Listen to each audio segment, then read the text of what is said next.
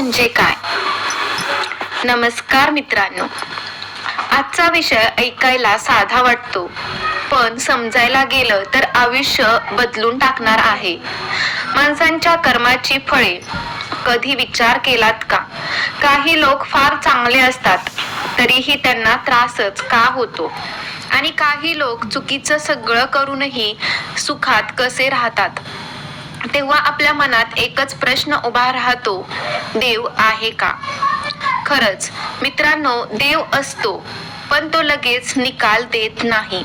कारण देवापेक्षा मोठा असतो एक नियम, कर्माचा नियम. कर्म म्हणजे काय?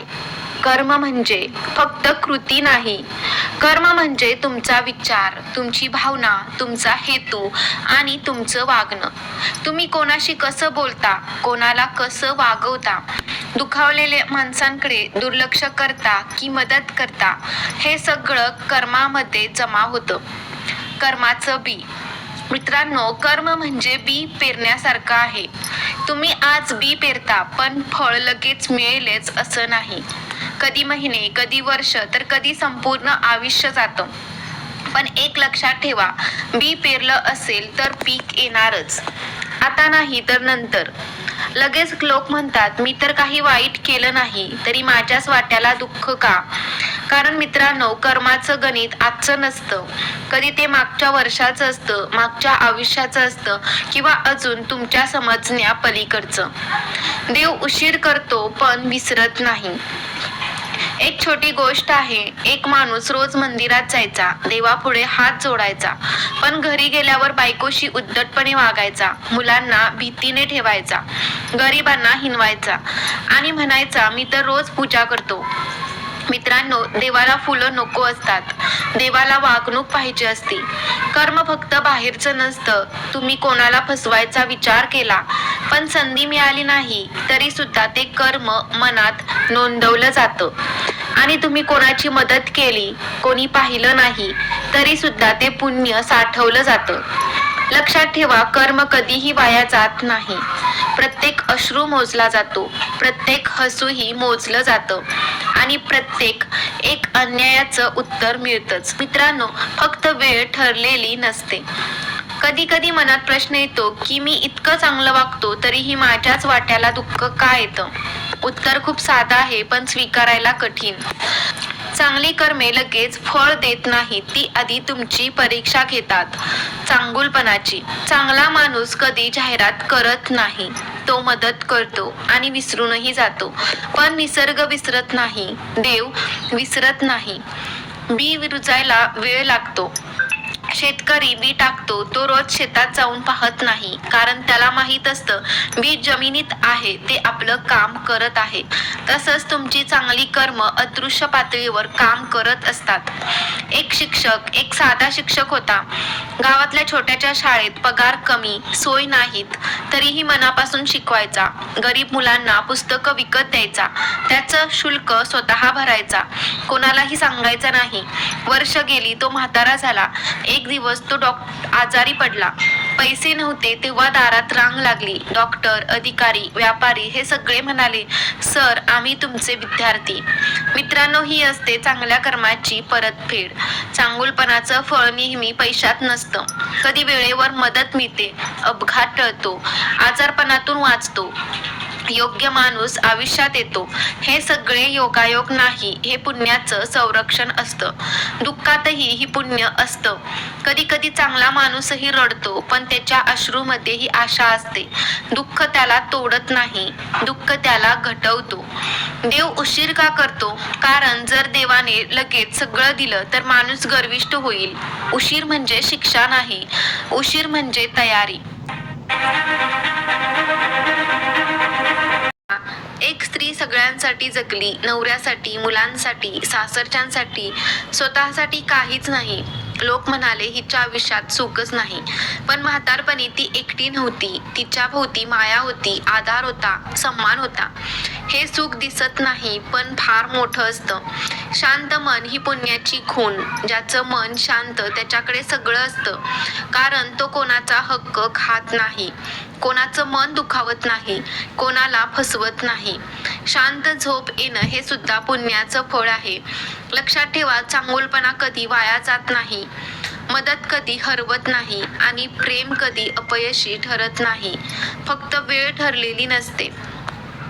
मित्रांनो, वाईट करणारा माणूस नेहमी हसताना दिसतो, त्याचं आयुष्य ऐश आरामात दिसतं. आणि चांगला माणूस संघर्ष करताना, तेव्हा आपल्या मनात प्रश्न येतो, न्याय कुठे आहे? न्याय आहे, पण तो दिसत नाही, जाणवतो. वाईट कर्मे लगेच का फळ देत नाहीत? कारण देव शिक्षा देण्यात घाई करत नाही. तो संधी देतो सुधारण्याची, पश्चाताप करण्याची, थांबण्याची. पण जेव्हा माणूस थांबत नाही, तेव्हा वेळच शिक्षा बनते. कर्माचा आरसा. वाईट कर्म म्हणजे दुसऱ्याचे नुकसान नाही. वाईट कर्म म्हणजे विश्वासघात, अपमान, फसवणूक, स्वार्थ, अहंकार. आणि हे सगळं हळूहळू माणसाच्या आयुष्याला पोखरतं. एक कथा आहे, पैशाच्या नशेतला माणूस. एक माणूस होता, पैशाच्या नशेत गरिबांना लुबाडायचा, कामगाराचे पैसे मारायचा. लोक घाबरायचे, तो माजायचा. वर्ष गेली, कोणी त्याला थांबवू शकलं नाही. पण एक दिवस तो एकटाच बसला होता. पैसा होता, पण माणसं नव्हती. मित्रांनो, ही असते वाईट कर्माची पहिली शिक्षा, एकटेपणा. वाईट कर्माचा परिणाम कसा होतो? तो अचानक नसतो, तो येतो. नात्यांमध्ये दुरावा, मनात अस्वस्थता, झोप न लागणं, भीती, संशय. माणूस बाहेरून हसतो, पण आतून जळत असतो. देव शिक्षा कशी देतो? देव काठी घेऊन मारत नाही, तो देतो चुकीचे निर्णय, चुकीची माणसं, चुकीच्या सवयी. आणि माणूस स्वतःच आपलं आयुष्य उद्ध्वस्त करतो. स्त्रीचं मौन आणि कर्म. एका घरात सून होती. सासू सासऱ्यांचा अपमान सहन करत होती. ती काहीही बोलत नव्हती, फक्त काम करत होती. लोक म्हणाले, ही कमकुवत आहे. पण वेळ आली आणि तेच लोक एकटे पडले. मौनाचंही कर्म असतं, अन्यायाचंही फळ असतं. वाईट कर्मे पिढ्यांपर्यंत जातात का? तर हो मित्रांनो, कधी कधी जातात. कारण वागणूक वारशाने जाते, संस्कार पुढे जातात. म्हणूनच म्हणतात, आपण नाही तर आपली मुलं भोगतात. एक शेवटचा इशारा. वाईट करणारा माणूस म्हणतो, माझं कोणी काही करू शकत नाही, पण वेळ सगळं करू शकते. लक्षात ठेवा, चुकीचा माणूस कधी सुखी नसतो, तो फक्त सुखी असल्याचं दाखवतो. कर्म कधीही माफ करत नाही, फक्त उशीर करते. मित्रांनो, आपण नेहमी असं समजतो की जे केलं तेच कर्म, पण जे केलं नाही, जे बोललं नाही, जे थांबवू शकलो नाही, तेही कर्मच असतं. यालाच म्हणतात मौनातील कर्म. मौन म्हणजे कमजोरी नाही, गप्प राहणं. नेहमी भीतीपोटी नसतं, कधी ते शहाणपण असतं, कधी सहनशीलता आणि कधी आत्मसंयम. पण मित्रांनो, कधी कधी गप्प राहणं म्हणजे पापाला मुकसंमती असते. योग्य मौन आणि चुकीचं मौन. योग्य मौन भांडण टाळण्यासाठी, क्रोध शांत करण्यासाठी, कुणाचं मन न दुखवण्यासाठी, वेळ येईपर्यंत संयम ठेवण्यासाठी. हे मौन पुण्य देतं. आणि चुकीचं मौन, अन्याय पाहूनही गप्प, चुकीला पाठिंबा, स्वार्थासाठी दुर्लक्ष, हे मौन पापात मोजलं जातं. एक कथा आहे, ऑफिसमधील अन्याय. एका ऑफिसमध्ये एक प्रामाणिक कर्मचारी होता. त्याच्यावर खोटे आरोप झाले. सगळ्यांना सत्य माहीत होतं, पण सगळे गप्प. कारण आपल्याला काय करायचंय? नोकरी जाईल, आपण का मध्ये पडायचं? त्या मौनामुळे एक माणूस उद्ध्वस्त झाला. आणि मित्रांनो, हे मौन सगळ्यांच्याच कर्मात नोंदवलं गेलं. मौनाचं पुण्य कधी मिळतं? जेव्हा तुम्ही अपमान सहन करता, पण अपमान परत परत करत नाही. राग असूनही चुकीचं बोलत नाही. दुखावले असूनही माफ करता. तेव्हा तुम्ही स्वतःवर विजय मिळवता. आणि हे पुण्य फार मोठं असतं. रडणाऱ्याचं मौन. काही लोक बोलत नाहीत कारण त्यांना ऐकणारं कोणी नसतं. त्यांचं मौन देव ऐकतो. त्यांचे अश्रू कर्मात मोजले जातात. एका आईची गोष्ट आहे. एक आई सगळं आयुष्य मुलांसाठी जगली, त्याला मोठं केलं, शिकवलं, स्वतःच्या इच्छा बाजूला ठेवला. पण मुलगा मोठा झाल्यावर म्हणाला, आता मला माझं आयुष्य जगायचं आहे. आई घरात असूनही परकी झाली. मित्रांनो, आईचं मौन रडत होतं.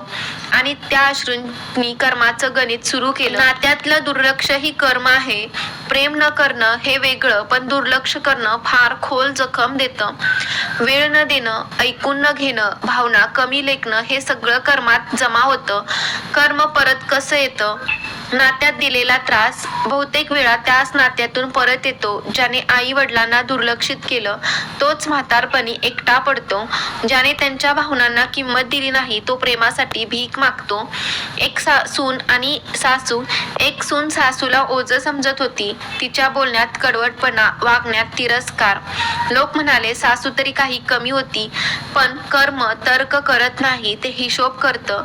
ती सून म्हातारी झाली आणि तिच्याच घरात तिला कोणी ऐकलं नाही. प्रेमाचं कर्म कधी हरवत नाही. सगळे नातेसंबंध वेदनादायक नसतात.